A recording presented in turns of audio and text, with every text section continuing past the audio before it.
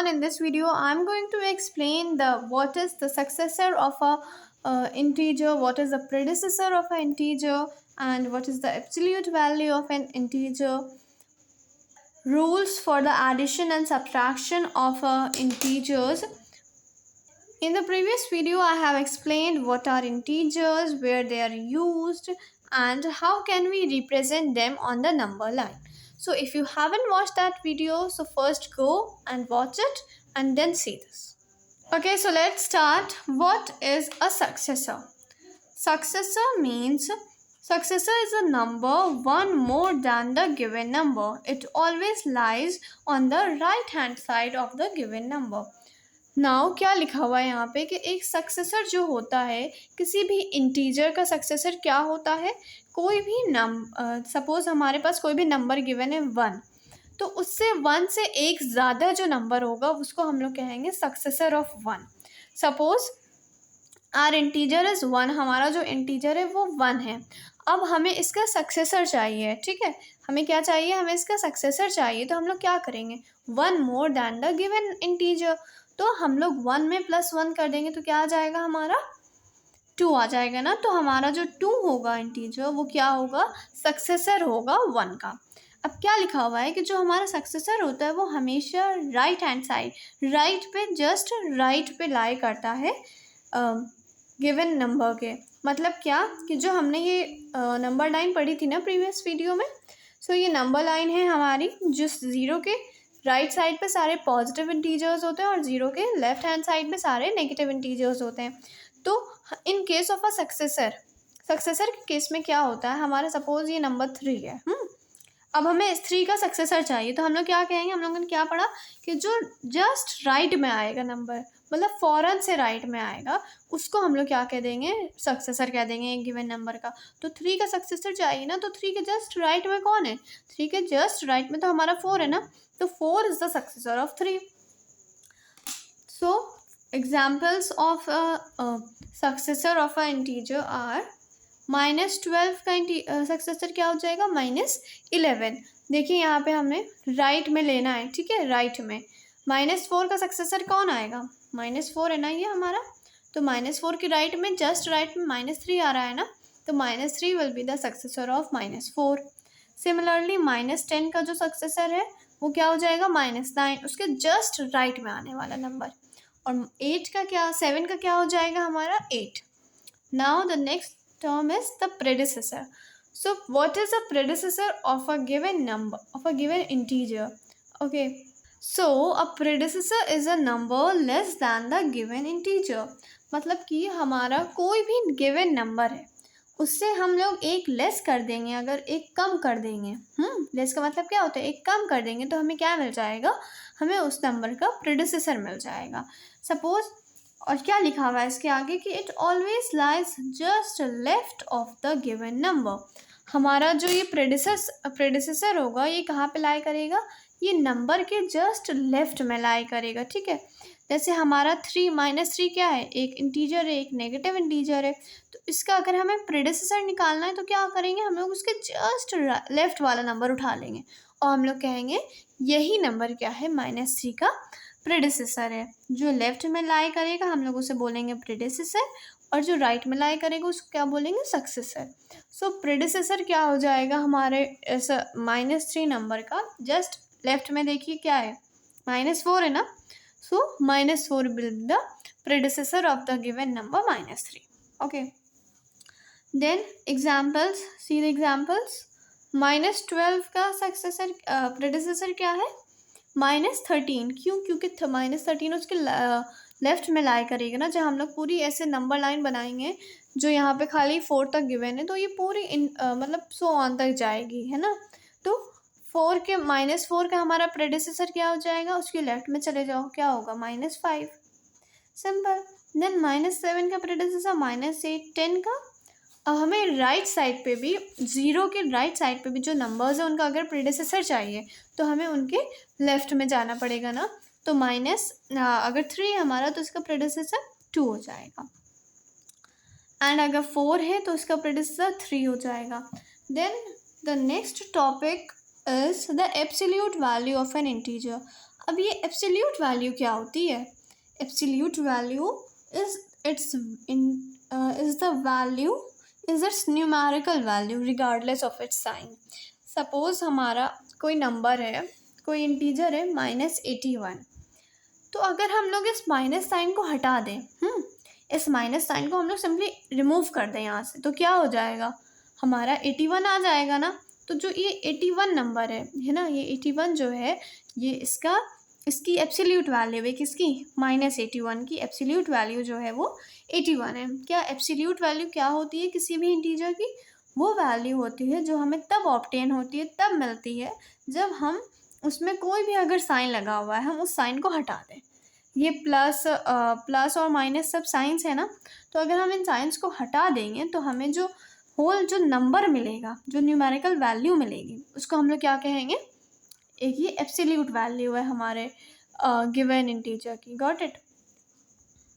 Now let's see what are the rules for the addition and subtraction of integers. So rule 1 क्या है हमारा? To add two integers having the same sign, to find two integers having the same sign, find sum of their absolute values and assign the common sign to their sum। क्या इसका मतलब है? इसका मतलब ये है कि अगर हमारे पास दो इंटीजर्स हैं जिनका हमें सम निकालना है और उनके जो साइन हैं वो दोनों के जो है साइन सेम है। सपोज हमारा एक अगर -2 है तो दूसरा भी माइनस ही समथिंग हो, -7 या -5, माइनस ही सेम साइन होना चाहिए। तो हम लोग क्या करेंगे? हम लोग उनके जो एब्सोल्यूट वैल्यू होगी, अभी हमने एब्सोल्यूट वैल्यू पढ़ी ना, जस्ट अभी क्या पढ़ी? एब्सोल्यूट वैल्यू वो वैल्यू होती है जो हमें तब मिलती है जब हम उसके जो साइंस होते हैं उनको हटा देते हैं, तो हमें क्या मिल जाती है? हमें उसकी एब्सोल्यूट वैल्यू मिल जाती है। सिंपल ना। सो इसी तरह से जब हम लोग को दो नंबर्स गिवन होते हैं और हमें उनको सम उनका उन दोनों को ऐड करना होता है और उनके साइन सेम है, तो हम लोग क्या करते हैं? उनके जो एब्सोल्यूट वैल्यू होती है उसको हम लोग ऐड कर देते हैं। और अब जो कॉमन साइन है, मतलब दोनों का साइन तो सेम ही है ना, तो हम वो साइन सिंपली उठा के आंसर में लगा देते हैं। चलिए हम लोग एग्जाम्पल से इसको समझते हैं और क्लियरली। सपोज ये हमारे पास दो नंबर्स हैं -2 और -7, हमें इनका जो है सम निकालना है। हमें इन दोनों नंबर्स को ऐड करना है, तो हम लोग क्या करेंगे? हमने इनकी देखिए न्यूमेरिकल वैल्यूज़ को एब्सोल्यूट वैल्यूज़ को उठा लिया ना, 2 और 7 को उठा लिया हमने, और हमें ऐड करना है तो हमने बीच में प्लस का साइन लगा दिया। और अब जो ये दोनों के पास कॉमन साइन है माइनस माइनस का, ये कॉमन साइन है ना, तो हम इसको उठा के बाहर रख देंगे। हम इसको जो फिर इसका रिजल्ट आएगा, इनके एब्सोल्यूट वैल्यूज़ का जो सम आएगा, उसके बाद उसके सामने लगा देंगे, है ना। देखिए माइनस को कॉमन निकाल लिया और ये 2 + 7 = -9। Now the next example is +2 and +3। तो हमने प्लस को बाहर निकाल लिया और ये क्या हो गया? 2 + 3। फिर क्या हो गया हमारा? इसका आंसर एब्सोल्यूट वैल्यू का सम होता है और साइन जो होता है वो कॉमन होता है। Now let's move to the next rule which is to add two integers with different signs. We find the difference of the absolute values and assign the sign of the integer having the greater absolute value. This is important one. क्या है यहाँ पे लिखा हुआ है कि अगर हमारे पास दो इंटीजर्स हैं जिनका जो साइन है वो सेम नहीं है, उनका साइन क्या है? उनका साइन सेम नहीं है। सपोज एक प्लस है तो दूसरा माइनस है, तो हम लोग इस केस में ये करते हैं कि हम उन दोनों नंबर्स को सब्ट्रैक्ट कर देते हैं एक दूसरे से, ठीक है।